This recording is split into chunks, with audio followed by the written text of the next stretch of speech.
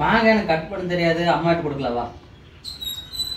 பசி வேற ஆகுது, சாப்பிட்றதுக்கு வேற ஒன்றும் இல்லையே. சசி இது கொஞ்சம் அறுத்து கொடு சசி.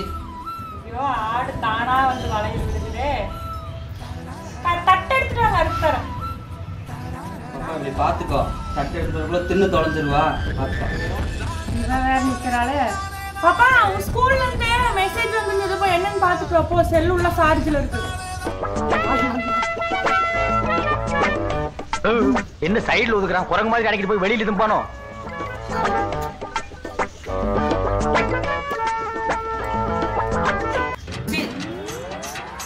பாப்பா ஏப்பா